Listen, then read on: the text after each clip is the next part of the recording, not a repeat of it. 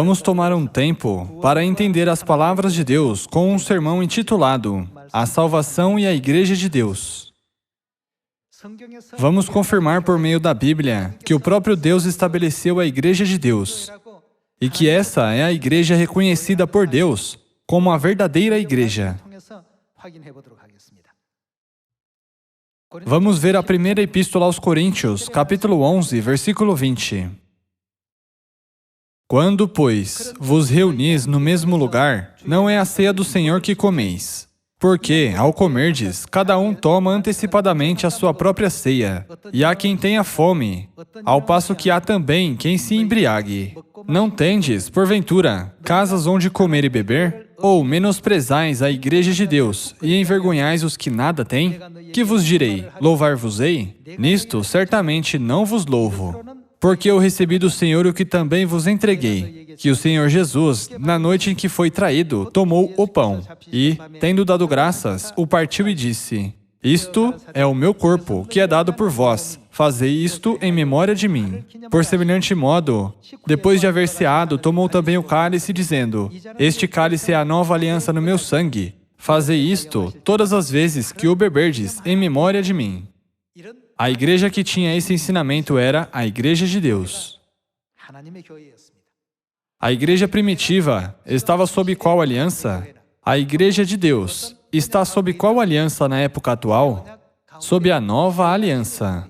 A Igreja de Deus está sob a nova aliança em qualquer época. O apóstolo Paulo também pregou diligentemente sobre a nova aliança. Várias igrejas ao redor do mundo hoje falam sobre Jesus. Essas igrejas dizem respeitar o apóstolo Pedro e também dizem honrar o apóstolo Paulo. Porém, o que elas estão fazendo com a igreja que o apóstolo Paulo frequentou? Elas estão perseguindo-a. O que elas estão fazendo com a igreja que o próprio Jesus estabeleceu? Elas estão caluniando-a.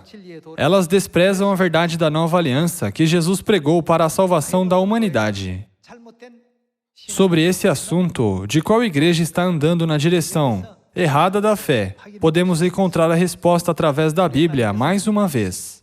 Deus nos ensina que a Igreja de Deus é a igreja que Deus mesmo estabeleceu com o custo de seu próprio sangue precioso derramado na cruz. Vamos ver o livro de Atos, capítulo 20, versículo 28.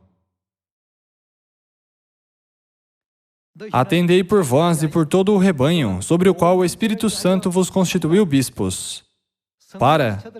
O povo de Deus é chamado para o quê? Para pastoreardes a Igreja de Deus, a qual Ele comprou com o seu próprio sangue. Pastoreardes, nesse versículo, significa cuidar. Vamos continuar com o versículo 29.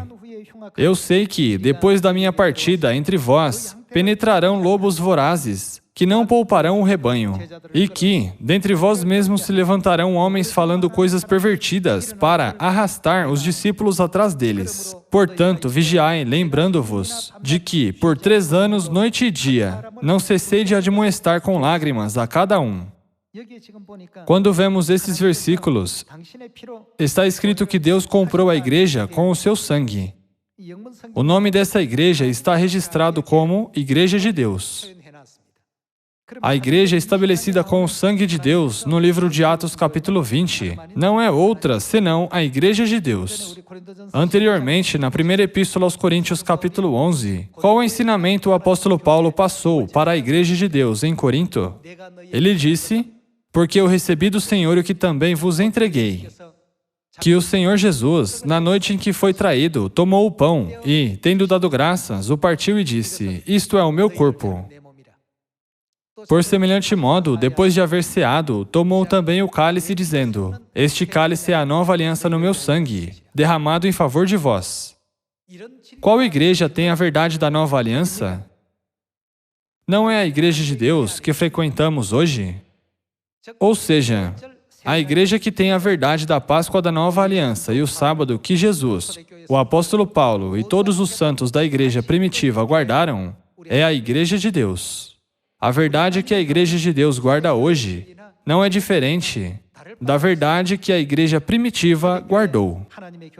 A igreja primitiva, a igreja que o próprio Jesus estabeleceu e que os apóstolos Pedro, João, Paulo e todos os santos da igreja primitiva e todo o povo de Deus registrado no Novo Testamento frequentou não é outra senão a Igreja de Deus.